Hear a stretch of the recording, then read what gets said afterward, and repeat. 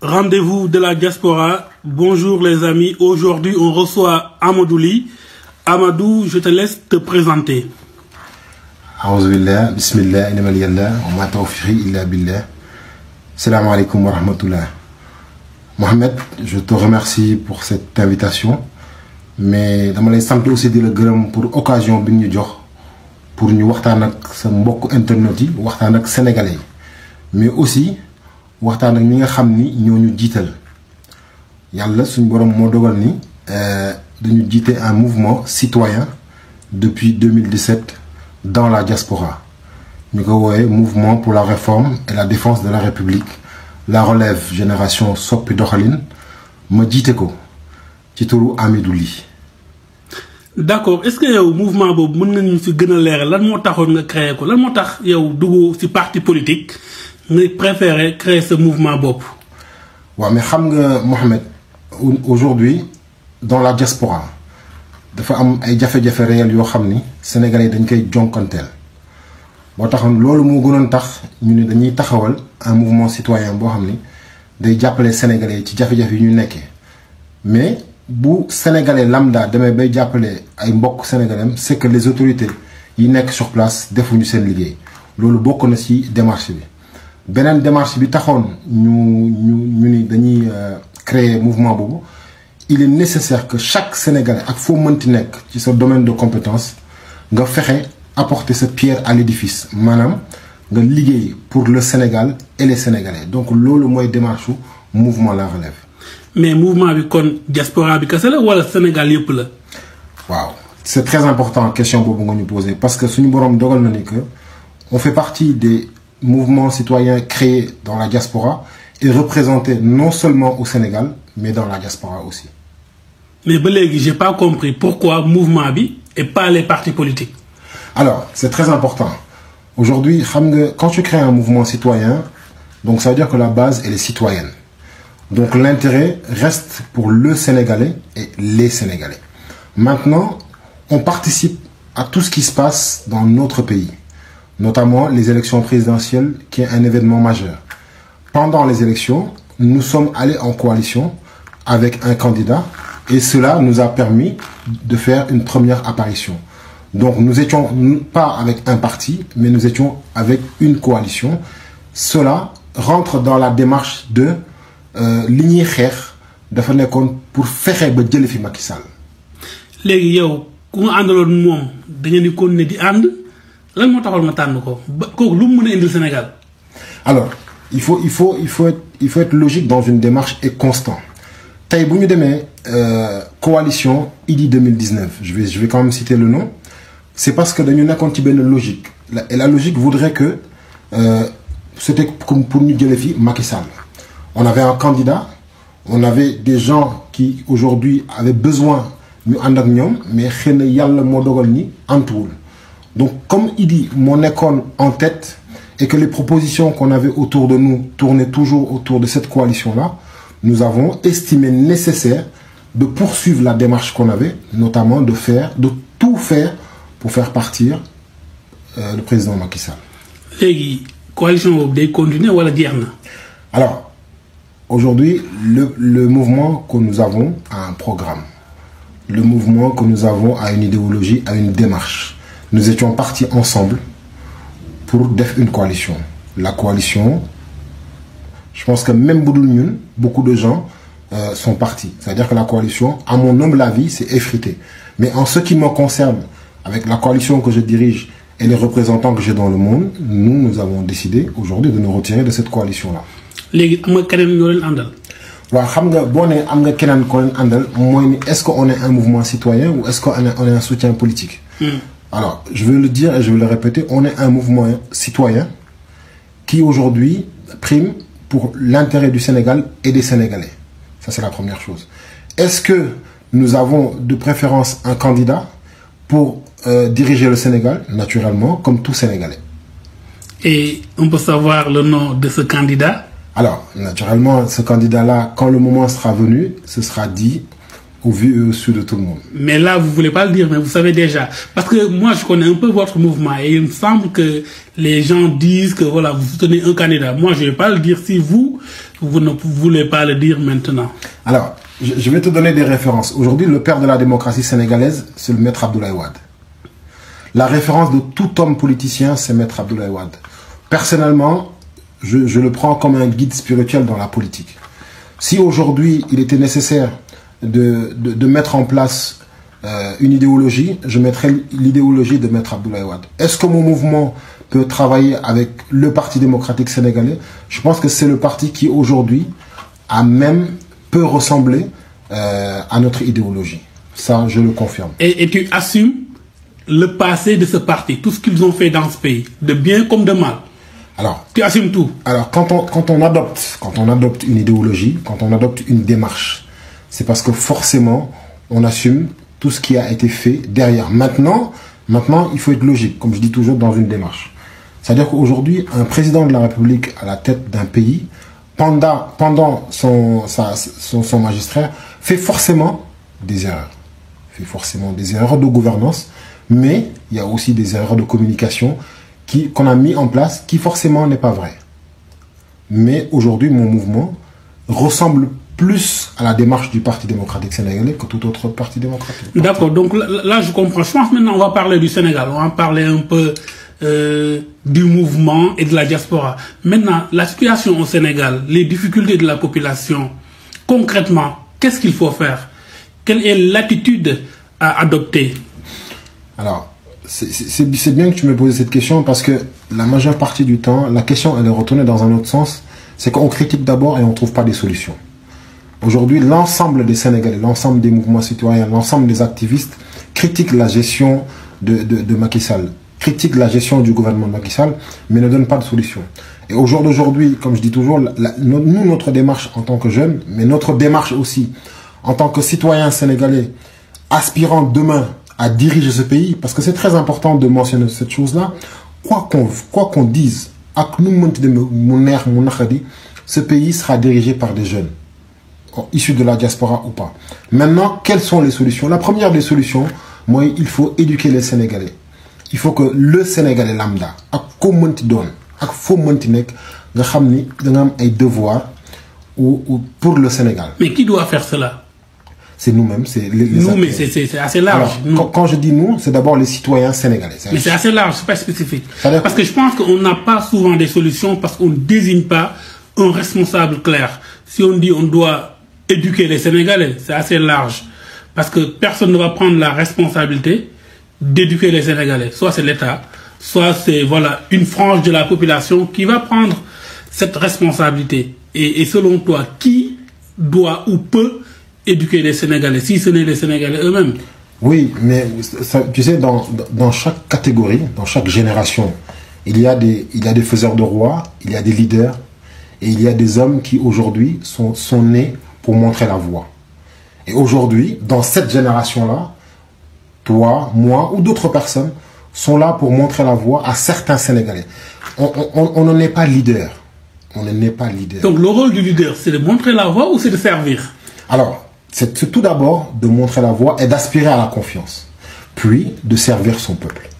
D'accord. À mon humble avis. D'accord. Donc, du coup, concrètement, comment tu comptes montrer cette voie à travers votre mouvement sur le terrain? Vous menez des actions de sensibilisation, des formations. Et quelle valeur vous voulez enseigner aux Sénégalais? Quelle est la valeur principale que le Sénégalais doit avoir? Aujourd'hui, la démarche du mouvement, la première des choses, c'est de sensibiliser les consciences. C'est-à-dire que chaque Sénégalais, c'est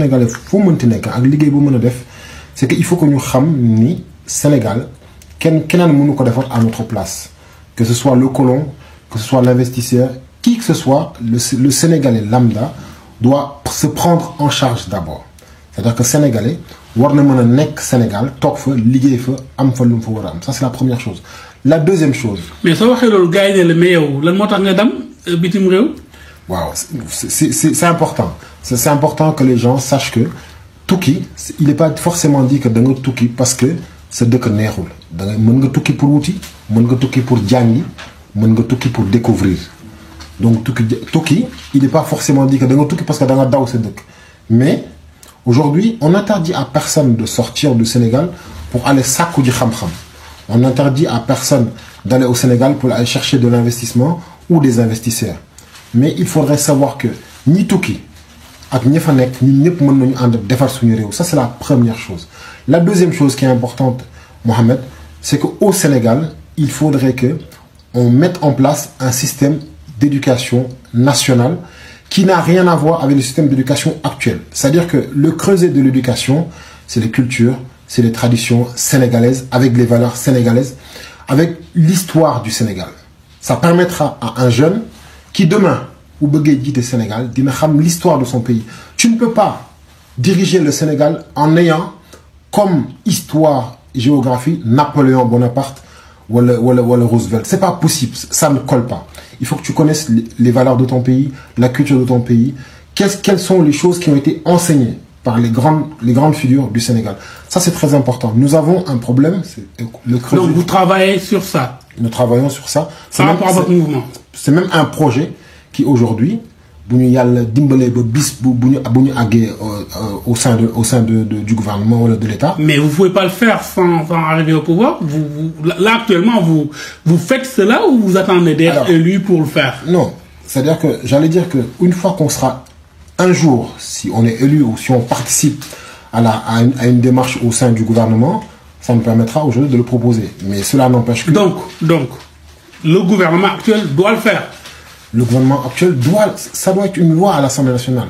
L'éducation nationale doit être une obligation. Les enseignements de Serigne Touba, Cheikh Ahmadou Bamba, mais qu'est-ce que tu fais d'un État laïque? Comment tu vas séparer l'enseignement spirituel, l'enseignement pour la vie et l'enseignement religieux? Et qui va faire le tri? Tout ça ne semble pas compliqué. Tu ne penses pas que les gens doivent s'approprier eux-mêmes de ces enseignements et qu'on ne l'impose pas à l'école? Mohamed, la laïcité, c'est la liberté de pratiquer sa religion. Oui. C'est on va dire une partie.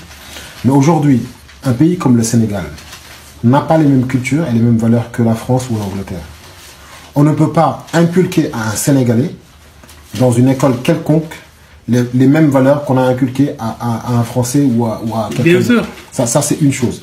La deuxième chose, c'est pas parce qu'on enseigne dans l'éducation nationale l'histoire de l'adjoint, l'histoire d'un grand marabout, d'un historien ou d'un chef religieux, que forcément ça peut entacher dans sa religion. C'est très important. Oui, bien sûr, c'est exactement ce que je voulais préciser. Parce que enseigner l'histoire d'une personne, c'est différent d'enseigner la vision, la philosophie de la personne. Nous savons qu'aujourd'hui, que les marabouts du Sénégal, qui ont fait le Sénégal, se battaient pour que l'islam s'installe au Sénégal. Ça, c'était leur vrai combat. C'était ça leur vrai combat. Donc, si on veut introduire cela, soit on les accompagne dans ce combat d'installer l'islam au Sénégal, en ne prenant pas en considération les autres personnes qui vivent au Sénégal qui ne sont pas musulmans, soit on se dit, de leur enseignement, on va juste retirer les choses qui nous réunissent tous et on va le mettre à l'école. Et maintenant, la difficulté sera comment on va filtrer pour faire la part des choses. Parce que dans une classe, il y a des Sénégalais athées, des Sénégalais musulmans, des Sénégalais catholiques. Et si on va apporter un enseignement qui prône l'enseignement de l'islam, ça pose problème à mon avis. Donc concrètement, comment on doit s'y prendre? Alors, la première chose qu'il faudrait mettre en place, ou essayer de mettre en place, c'est dire aux enfants que la civilisation en elle-même n'est pas issue d'une autre culture, elle est issue de notre propre culture. Alors, la base de la civilisation, c'est l'Afrique. Ça peut être le Sénégal ou une partie du Sénégal. L'éducation, et tant de choses qu'on nous a inculquées, nous indiquant que ça vient de l'étranger, c'est des choses qui existent chez nous. Maintenant, le guide religieux, le guide spirituel, quelqu'un comme Ladior, quelqu'un comme Bourba Djolof, c'est des gens qui sont battus pour l'islam, mais qui ont aussi laissé des écrits qui ont en relation avec la science, la politique, la gestion d'une maison, la gestion d'un gouvernement. Donc c'est des choses qui ne sont pas révélées au grand public parce que nous sommes restés dans ce trou où on pense que la seule issue, c'est d'apprendre le livre que nous a laissé le colon. Parce qu'en fait, la question que je me pose, moi, c'est qu'est-ce que doit être l'éducation au Sénégal? Qui doit enseigner quoi? Qui doit enseigner quoi? C'est-à-dire, dans notre culture, l'enseignement ne se faisait pas seulement à l'école. L'enseignement se faisait au niveau des leuls, lors du passage à l'âge adulte. L'enseignement se fait au niveau familial avec nos parents. Et parce que c'est cet enseignement, toutes les valeurs morales qu'on va apprendre durant ces sessions d'initiation qui vont nous servir dans la vie. Le reste, c'est la connaissance. Et la connaissance, elle est universelle. Donc la connaissance qu'on apprend, qui va permettre d'avoir une connaissance technique pour réaliser des choses, ça, elle est universelle. Par contre, la morale, il y a d'autres franges de la société qui peuvent nous l'enseigner. Après, maintenant, la question, c'est comment organiser cela et éviter de l'introduire à l'école. Alors, ça, c'est une question assez intéressante, je pense, et il faudrait réfléchir sur ça. Et je pense que des mouvements comme votre mouvement peuvent apporter des solutions par rapport à ça. C'est-à-dire sans pour autant imposer un enseignement à l'école, mais dans le concret, aider à renforcer la morale au niveau des populations. Oui, mais il ne faut pas oublier une chose. Tu sais, faire les choses à moitié est très dangereux dans une institution ou dans un pays. Dans le sens où, si aujourd'hui, dans une école, on n'introduit pas une autre forme d'éducation, ça peut entacher sur l'image d'une jeunesse plus tard. Pourquoi je dis ça? Si tu remarques bien, le Sénégalais ou en Afrique de l'Ouest, nous nous exprimons tous en français. Nous écrivons en français, nous pensons en français.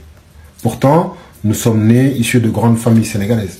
Et nous avons une histoire que nous ne sommes pas capables de raconter. Ça, c'est très important. La deuxième chose, au Sénégal, en Afrique de l'Ouest ou ailleurs, il y a une histoire. Il y a une forme d'éducation qui a été mise en place par nos aïeuls, mais qui n'a pas été suivie ou reproduite parce que nous avons laissé cette éducation-là pour aller s'approprier une autre forme d'éducation. Je vais juste te donner une anecdote. Il y a quelque temps, il y avait un maître coranique qui a été emprisonné pour une histoire d'enfants enchaînés.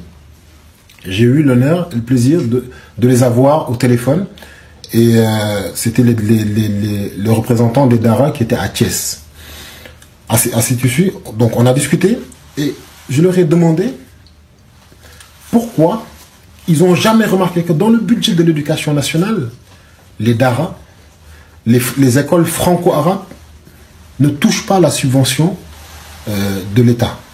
Ça veut dire que le Fonds monétaire international éjecte de l'argent pour l'éducation nationale. Donc, éducation nationale égale éducation. Mais dans l'éducation nationale, les écoles franco-arabes ou les écoles franco-tout court ou les écoles privées catholiques et ainsi de suite ne touchent pas cette subvention-là. Pourquoi? C'est très important. Est-ce qu'on ne devrait pas en parler à l'Assemblée nationale pour que aujourd'hui toute forme d'éducation soit inclue dans l'éducation nationale? Toute forme d'éducation, quelle que soit son appartenance religieuse ou autre, une éducation reste une éducation. Il ne faut pas, parce que c'est du privé, donc ça ne peut pas rentrer dans le programme de l'éducation nationale. Et justement, on en parlait, ils m'ont dit, seuls les Dara, et pourtant les Dara forment des élites de ce pays-là, ou dans le monde, hein, les plus grands hommes, en tout cas chez nous au Sénégal, sont issus de Dara, sont issus d'une éducation de Dara. Et c'est des très grands dirigeants. Donc, nous, notre mouvement, aujourd'hui, c'est très important de le signifier. On veut mettre l'accent sur l'éducation des jeunes, sur les moyens pour éduquer la jeunesse, sur les moyens pour sensibiliser la jeunesse. Sensibiliser la jeunesse ne s'arrête surtout pas à l'éducation. C'est des droits, c'est des devoirs civiques.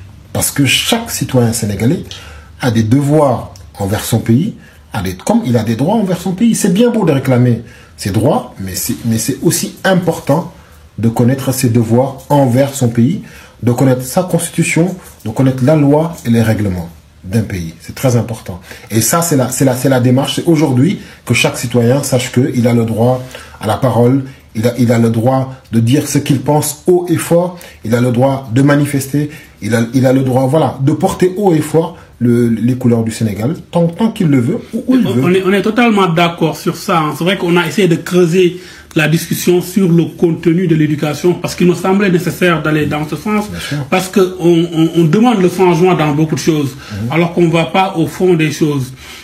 L'éducation, avant l'école de Jules Ferry arrive, on avait une autre forme d'éducation. L'arbre à palabre, les contes qu'on rencontrait la nuit. Tout ça, c'est de l'éducation. C'est ça qu'il faudra valoriser, mais pas le centraliser et le mettre entre la main d'enseignants. C'est pas leur exclusivité. Chaque frange de la population doit jouer sa partition dans l'éducation du peuple. Maintenant, à l'État de faire en sorte que les mamans fassent l'éducation qu'ils doivent donner. L'arbre à palabre, les grands-pères, les parents, maintenant... Et voilà, on a l'éducation, mais pas forcément une instruction qui se fait à l'école. L'instruction à l'école est l'apanage des enseignants. Mais les enseignants n'ont pas forcément les plus grandes valeurs morales. Les valeurs morales dont on a besoin, c'est pas en apprenant l'histoire de quelqu'un qu'on va acquérir ces valeurs morales. C'est par l'expérience, c'est par l'initiation. Et ça, on ne peut pas l'intégrer à l'école. On doit aller plutôt voir les Socé, les Diola, les Peul, comment ils font les Sérères, comment ils font l'initiation, et puis intégrer peut-être dans l'enseignement des sessions, des stages qui vont faire que les élèves qui vont valider ça auront des modules par rapport à ça.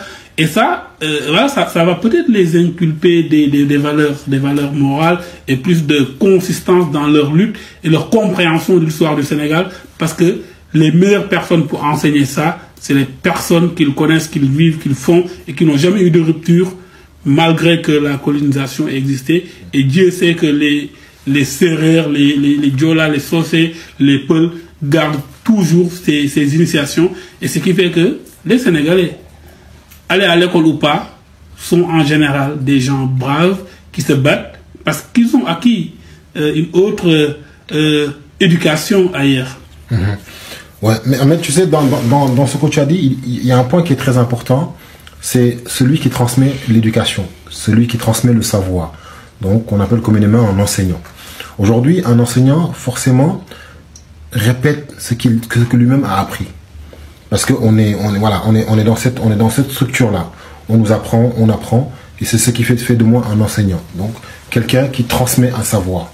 Au Sénégal, aujourd'hui, on a la malchance d'avoir des enseignants qui sont mal entretenus, qui sont mal payés, et qui sont qui sont pires, c'est-à-dire que ils ont pas le statut qu'ils doivent avoir. Donc forcément, non seulement on a un problème d'éducation nationale, mais aussi on a un problème ces gens-là n'ont pas la valeur, ne sont pas mis à la valeur qu'ils doivent avoir exactement. Maintenant, il y a aussi à ce moment-là, un autre problème revient, c'est-à-dire que l'éducation qui est là au jour d'aujourd'hui, on se plaint pour essayer de le réformer ou de rajouter une autre touche, elle est déjà bancale. Mais en plus de ça, l'enseignant qui a transmettre le savoir aux enfants, forcément, je pense que enseignant bi, élève bi, ci mbedd mi la ñuy mujjee te loolu mooy indi li amoon au niveau de Gaston Berger malheureusement ba étudiant bi génn ci àdduna ak yeneen yoo xam ne li koy indi mooy c'est une gestion à la base des hommes d'État qu'on a élus pour gérer cette éducation-là, pour gérer ces acteurs de l'éducation-là. Parce que si un financement doit aller à l'éducation nationale, elle doit aller à l'éducation nationale. Si elle doit aller aux enseignants, elle doit aller aux enseignants. Il n'est pas concevable que dans un pays, tous les 2-3 mois, les enseignants disent grève. Tous les 2-3 mois, les élèves disent grève. C'est pas convenable. C'est pas convenable. Donc ça veut dire qu'il y a un problème quelque part. Soit il y a des hommes politiques ou carrément des leaders qui détournent les deniers publics. Donc forcément, les subventions ne vont pas là où ils vont. Mais à ce moment-là, rien ne va dans le bon sens. Rien ne va dans le bon sens. Et encore une fois, il est très important de savoir que chaque Sénégalais, où qu'il soit, quoi qu'il fasse, il a aujourd'hui l'obligation de le dire. Il a l'obligation de le clamer haut et fort, mais il a l'obligation aussi de se battre contre cette gestion-là, mais de se battre contre ce gouvernement-là, bec et ongle, pour qu'on fasse tout ce qu'on peut pour que ce pays-là change, pour que la mentalité change, pour que la gestion change, mais aussi pour faire partir ces gens-là. C'est très très important. Parce que Koumouni... Donc la solution finale, c'est que Macky dégage. Alors, c'est très important ce que tu as dit, parce que le président Abdoulaye Wade disait hier ou avant-hier au mouvement Aar le Nubok, c'est bien beau de manifester pour la hausse de l'électricité, mais ne vous arrêtez surtout pas à ça. Battez-vous pour plus de choses. C'est bien beau de vous battre pour que Macky parte, mais battez-vous aussi pour que quiconque vienne respecte les règles. C'est très important. Je disais un jour, quand on était en coalition, que moi et les gens avec qui je suis dans mon mouvement, nous nous battons pour que ce que nous allons mettre en place, que quiconque, quel que soit le président qui viendra, devra respecter ces règles-là. Mais Amadou, si on parle entre nous sérieusement, oui. Mais c'est pas en votant qu'on peut s'assurer de cela. C'est-à-dire, à chaque fois que quelqu'un arrive, bah, il va tout promettre. Après, il a les pleins pouvoirs. C'est pas parce que tu l'as aidé à devenir président, parce que tu l'as aidé à avoir le pouvoir qu'il va faire ce que tu veux. Alors, la subtilité, elle est là. Aujourd'hui, les élections présidentielles, c'est fait pour amener du monde, leur servir un discours, qu'ils aillent voter pour toi et que tu sois président. Ça, c'est une chose. La deuxième chose, c'est qu'il faudrait, avant tout cela, il faudrait mettre en place des organismes qui permettent à un président de ne plus avoir ce pouvoir-là. Mais qui va le mettre? C'est des gens comme toi, des gens comme moi. Mais comment? En se battant tous les jours.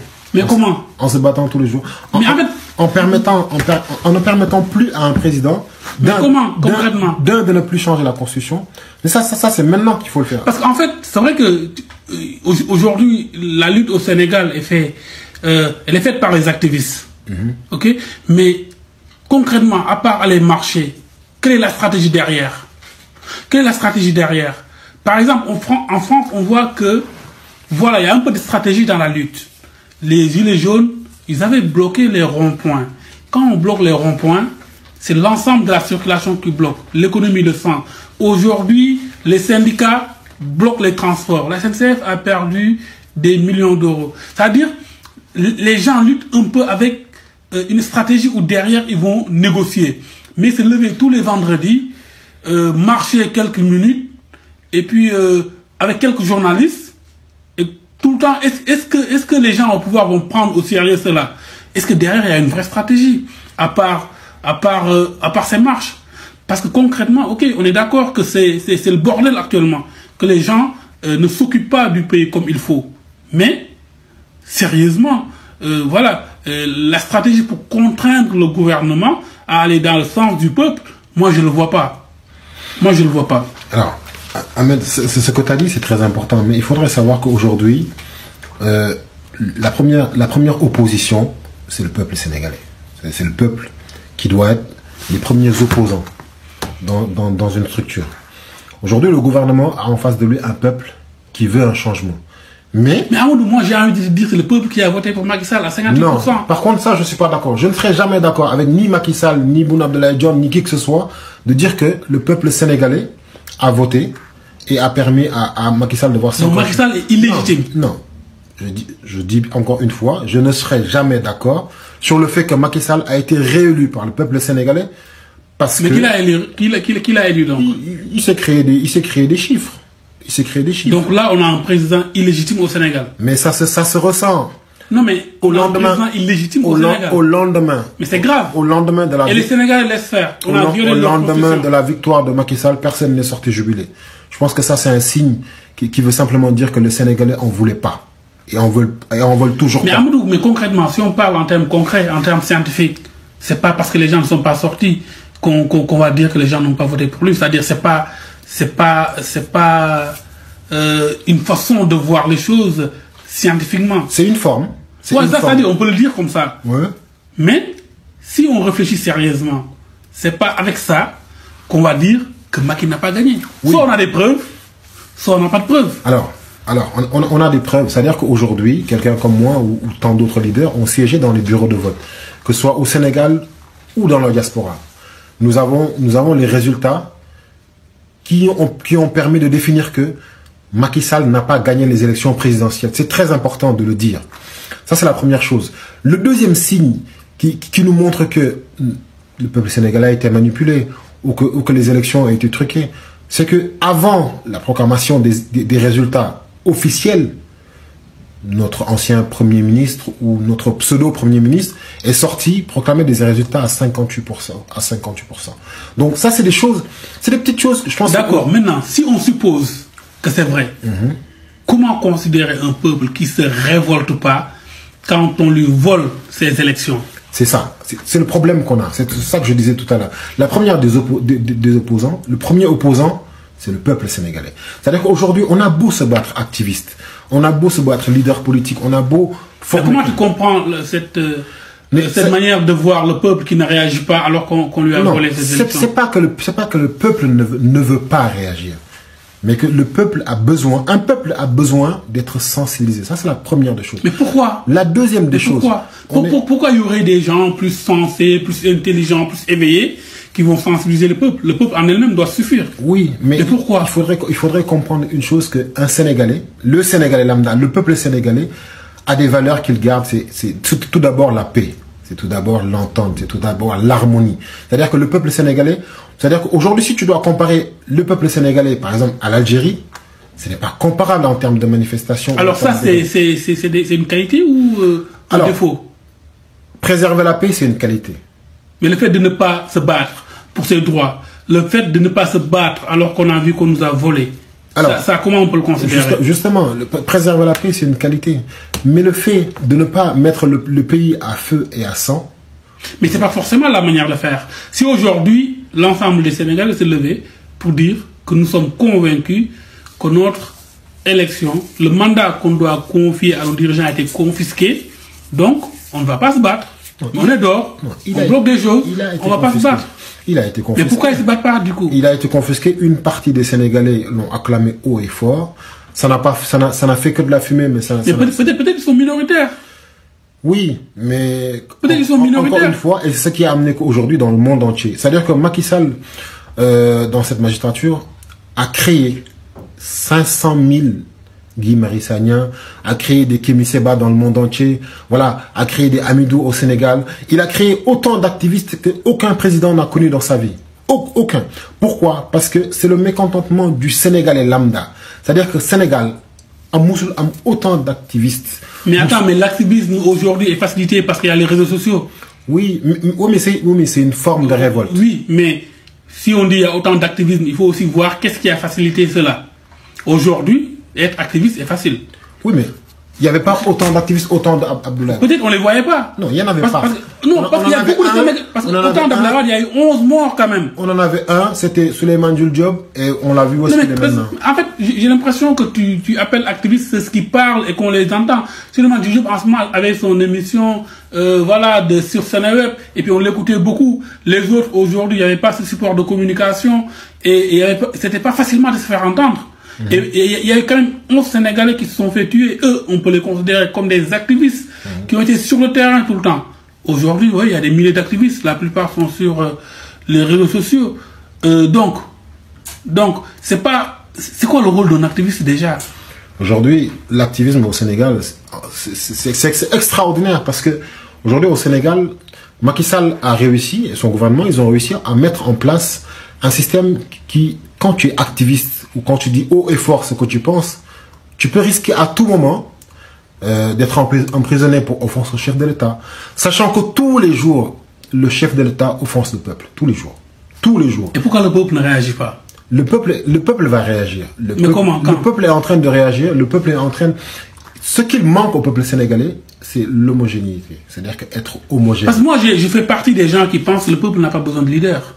Ah si, le peuple a besoin de leader. Moi, je pense que le peuple n'a pas besoin de leader. Moi, à mon humble avis, le peuple sénégalais, ce dont il a besoin, l'opposition sénégalaise, ce dont ils ont besoin, les activistes, ce dont ils ont besoin, c'est d'être homogène.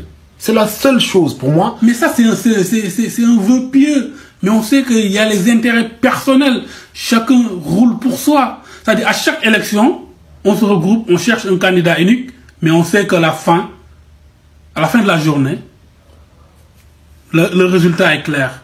Les gens ne vont pas ensemble. Alors pourquoi se leurrer tout le temps, faire des vœux pieux, sachant que les gens ne vont jamais aller ensemble? Cette homogénéité dont tu dis est souhaitable.